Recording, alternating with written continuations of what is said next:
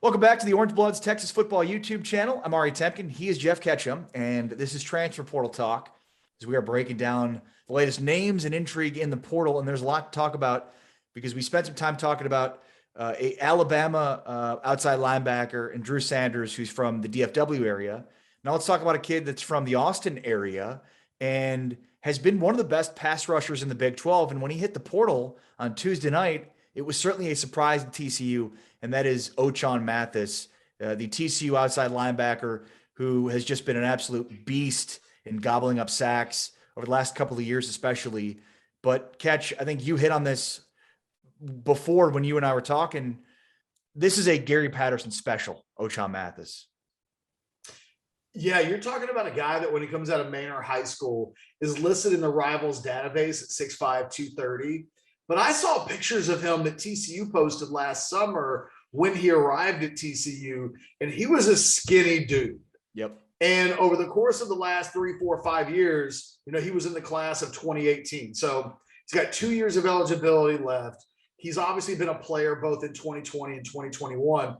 This is what Gary Patterson does. He finds guys with profiles of body types that he thinks he can work with and do something with, and he makes them into players. Ochaun Mathis in high school was a mid 3-star player with 4 scholarship offers.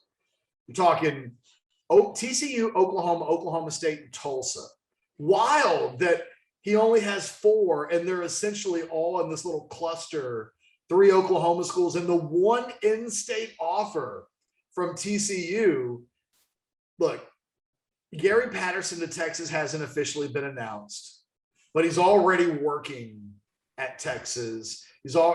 Presumably he showed up on Tuesday working at Texas. Presumably he showed up again today in Austin to work. That announcement hasn't been made, but it's unofficially done. I mean, look, we reported last night on orangebloods.com that Gary Patterson's working at Texas. So they've skipped the announcement process. It's just the equal opportunity stuff, right? They have to post it.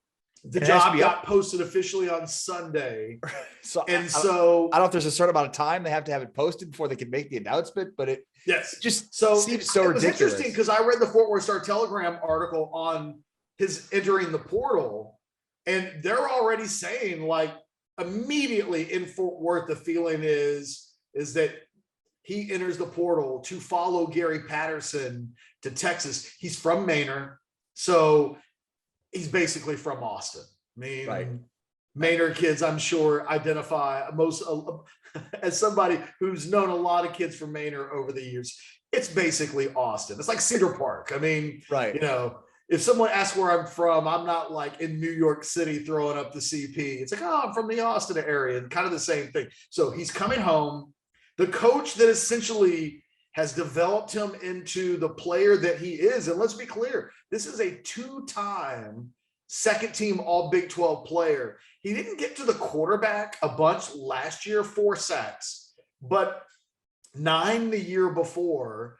And sometimes sacks aren't the only thing that, make for a pass rusher. Those numbers were down, but he still performed at a level that coaches in the Big 12 respected him on a level where they viewed him as one of the best players in the Big 12. He's at the point where he's thinking about going to the next level, the NFL.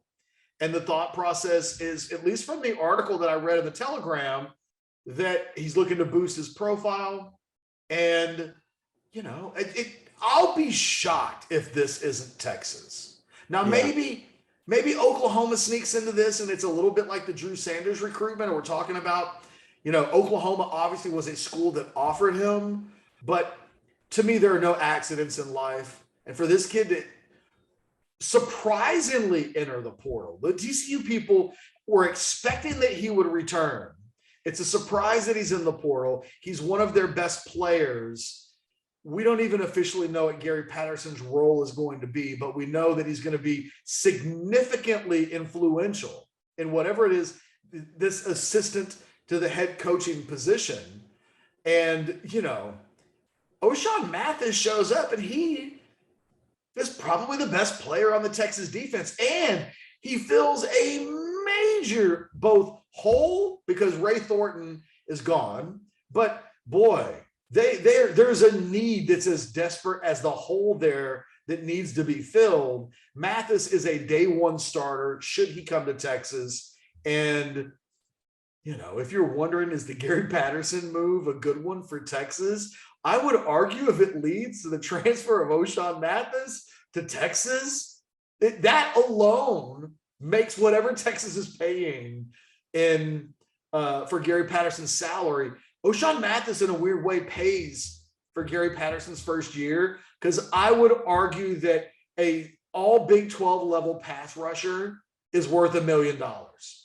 Well, and it's interesting because on SiriusXM, we were talking with a recent basketball coach. I can't remember who it was, but he made mention of, like, in college basketball, like when a team is looking to hire a new coach, they 100% now look at what players could this guy bring? Yeah. Because the feeling is, okay, yeah, it's a short-term thing, but if you bring the right players in, and all of a sudden that gets the ball rolling for the success that team can have and the program can have, and now recruiting is helped through that. So, I don't think that Steve Sarkisian and Pete Kwiatkowski are bringing in Gary Patterson because they looked through what TCU's roster was last year and thought we can get some of these kids through the portal. But they also, I'm sure they didn't, overlook that. Mathis is a kid that, like, TCU's defense was absolutely atrocious last year. It was almost inexplicable. They come into the year with guys like Mathis and Travis Hodges Tomlinson and many of these guys they had on the defense. You figured this defense would be as good as any in the conference, and they just were terrible. And so you almost throw that as a mulligan for Mathis and for everybody else. But this is a guy that was a beast. He was, to me, the best pass rusher, probably the best defensive player in the Big 12 in 2020. He had 9 sacks, 14 tackles for loss. He was a monster.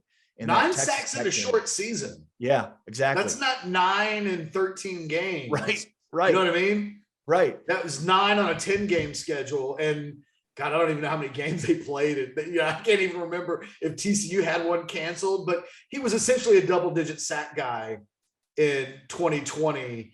And, Texas's starting edge guy a year ago had a sack.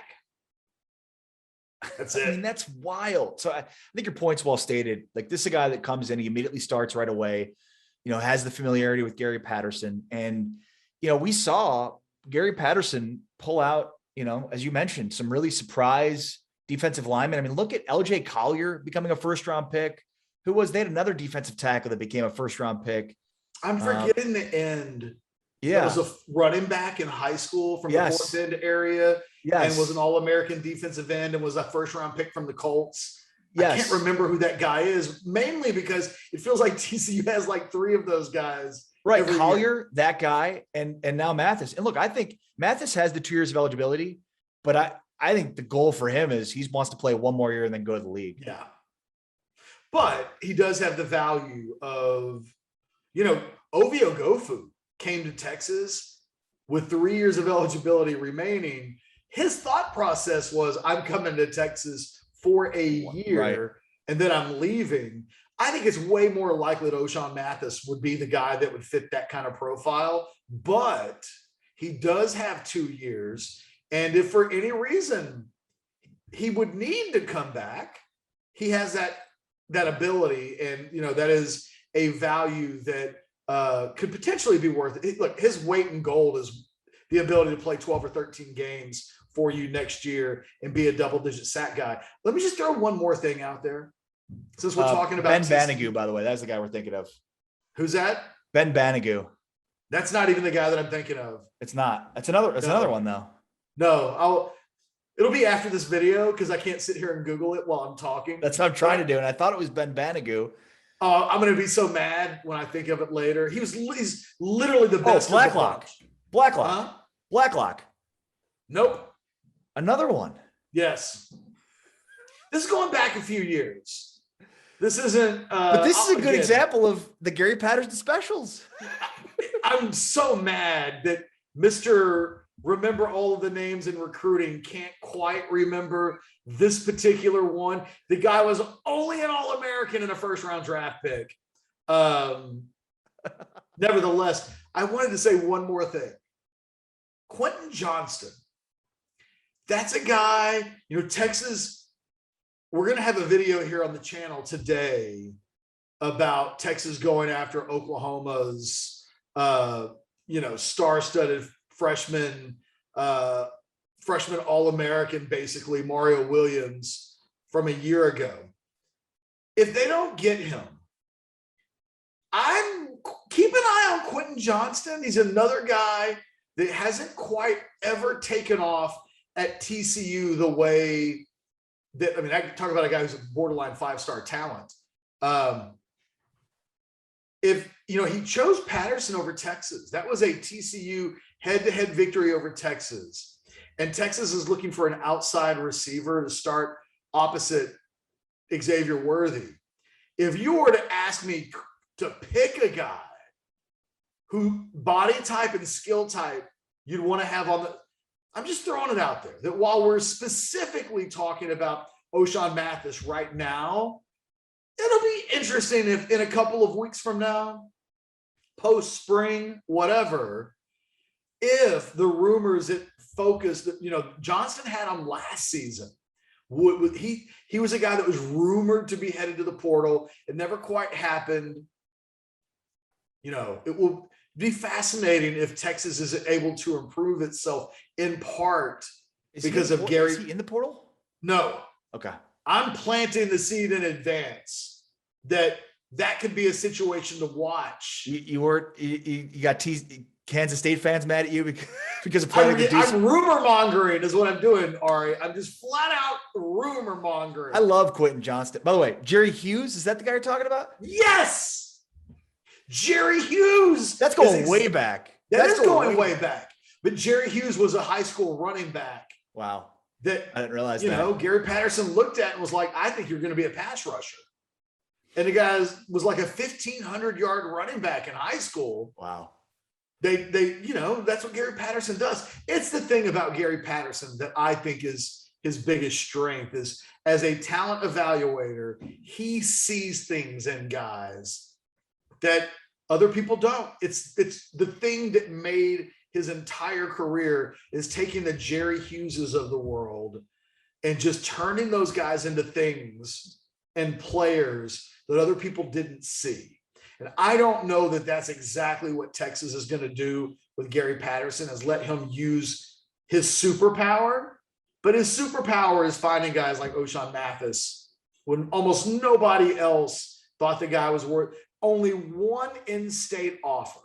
That's amazing. Yeah. Because I'm not even talking Texas State or UTSA or one, TCU. And it's kind of amazing. And he becomes a first-round pick. And I think at one point, Hughes was an all-pro, I think, in the NFL. He was a really good player. So anyway, right. I want to dig a little bit. I want to dig a little bit further on Quentin Johnston because I think he has not even scratched the surface on his potential. I think he's a true X. Like, he is physical. He has all of the traits. He's got all of the traits you want in a number one X. So yeah, I think that's a great call. Total rumor mongering.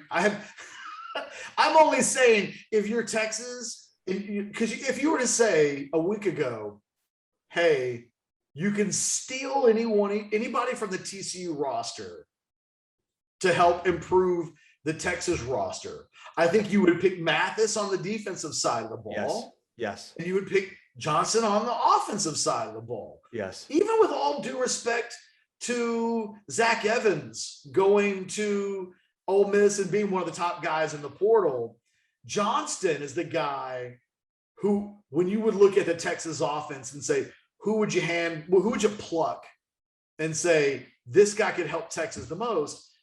It may be that kid that will stay at TCU. And it may be, even if he went into the portal, Texas wouldn't be his first option.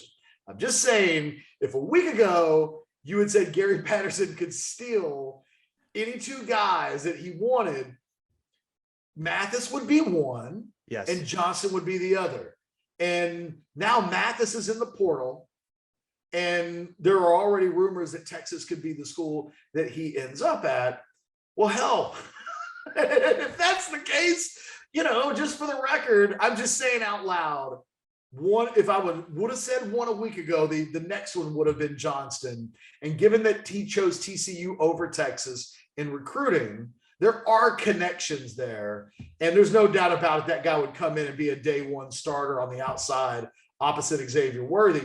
And suddenly that offense at Texas really feels like it's cooking with grease when you think about the talent at running back, and then you're running out a three-headed wide receiver monster of Johnston, Worthy, and Jordan Whittington, with Brendan Thompson coming off the bench as a true freshman at the slot. Like, suddenly, from a weapons standpoint, Texas has what Oklahoma had a year ago.